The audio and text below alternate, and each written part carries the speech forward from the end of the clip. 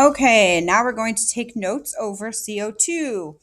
We're focusing on wave properties this time. So I can describe mechanical waves in terms of wavelength, frequency, amplitude, and then calculate velocity. Velocity is also speed. Okay, so we'll focus on CO2. We're getting out the wave notes we've already started. Okay, this is from our CO1. We're talking about key features of waves. And I'm just going to add to this. Okay, so same waves, we're just adding to it. So we ended with transverse wave and labeling a transverse wave. So I'm just going to add properties to this. Properties of waves are basically how the wave behaves. So it's the wave behavior. And different kinds of waves behave differently depending on what type of wave they are. Brewer and Dominic Corral to the office, please. Depending on the type of wave they are, how much energy they have, things like that. Okay, so we're focusing on 4 different properties today. First one is going to be wavelength.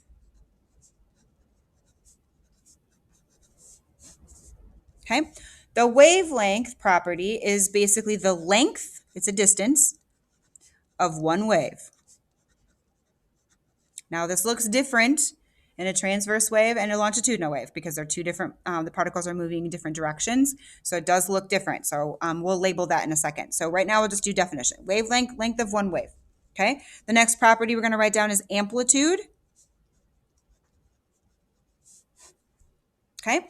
Amplitude is the largest distance the wave moves from rest. Okay. The largest distance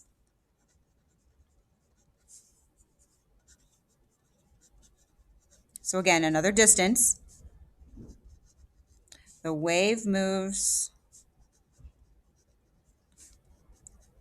from rest. Okay, so let me show you where wavelength and amplitude are on both a transverse and a longitudinal wave. So underneath here, I'm just going to draw both. So I'm going to start with, we'll start with the transverse wave. Okay, so again, we start with that rest line, okay, dotted line, and then I'm just going to make some waves here. So our particles are vibrating up and down, up and down, up and down as the energy moves through. Okay, we have our crest on the top, remember, our trough on the bottom, our node where the particle hits the rest line. Okay, and we're going to label wavelength. Okay, wavelength, length of one wave. Now, one full wave has to include all of the body parts or all the features of the wave. Okay, so there's 3 different ways actually that you can measure the wavelength of a wave or of a transverse wave. You can go start at this node here and you get a full crest, and then you also have to get a full trough to this node here. So it's kind of like node to node to node. That right there is a wavelength. Okay, I can measure from crest to crest because we got half of a crest here, then we have a full trough, and then we have another half here, so that would be a full wave. Okay, so crest to crest, that distance would be another wavelength. Writing kind of tiny there. And then we got trough to trough. Same thing. We got half of a trough here, full crest, okay, then half of a trough. So that would make a full wave there. Another wavelength. Okay, any of these 3 are fine. So you would literally take a ruler and measure the length of those spots there, and that would give you your wavelength. All right, wavelength on a longitudinal wave is a little bit different, okay? Still the length of one full wave. So I'm just going to draw our particles stretched out, then we'll draw a compression, particles rarefaction there. So right here, remember, this is our compression, where the particles are squished together. This would be our rarefaction, where the particles are far apart. Okay? Wavelength is the length of one wave. So the length of one wave, we would have to have a full rarefaction and a full compression to be considered one wave. Okay?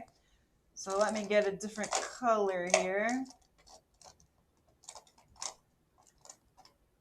Let's try this. So it would be the full rarefaction all the way to the end of the compression. Okay? And that would be the wavelength for a longitudinal wave.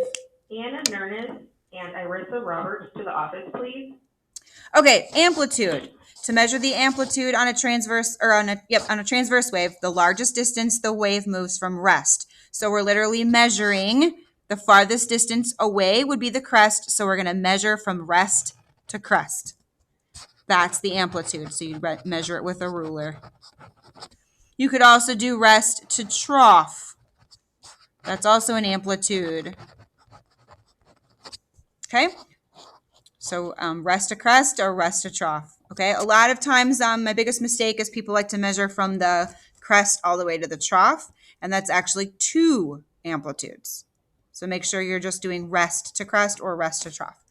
All right. Amplitude on a longitudinal wave. Again, largest distance the wave is going to move from rest. So to measure that, you're going to measure from, in your rarefaction, that's going to be the farthest apart that the particles are. So the distance between particles in a rarefaction is the amplitude. Okay, has to be in a rarefaction. Okay, in a compression, they're too close together. Okay, that's not a measurement of, that's not the largest distance they're going to move. The largest distance would be in the rarefaction. All right, 2 more properties. Our next property, and I'm just going to switch papers here so I'm going out of space. Okay, next one is frequency.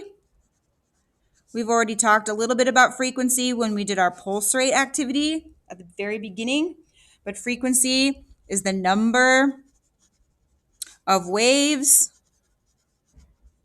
per second. All right. Number of waves per second. The units for frequency is hertz. So, we measured force in newtons. We measure frequency in hertz. Named after a scientist, obviously. Okay, so you would literally count how many waves there were in a second. Okay, and that would be your frequency. Okay, next last property is going to be wave speed. Another word for speed is velocity. Okay, they can be used interchangeably. So if you see wave velocity, it means the same thing as wave speed. Okay, wave speed is exactly what speed would be. It's how fast the wave moves.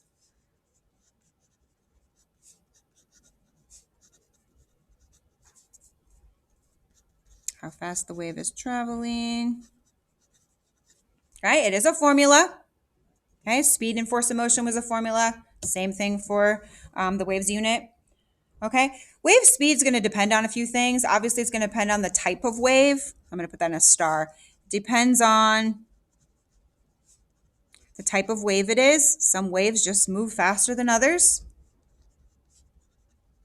For example, sound moves a lot slower than light does, and that's just the way it is. So it depends on the type of wave and the medium. The medium is the amount, or the type of matter it's moving through. Okay. So for example, okay, light travels really fast through air. The medium would be air. Okay, but slows down when it gets into liquid. Okay. So wave speed is going to depend on those 2 factors. The formula for wave speed equals the frequency of the wave,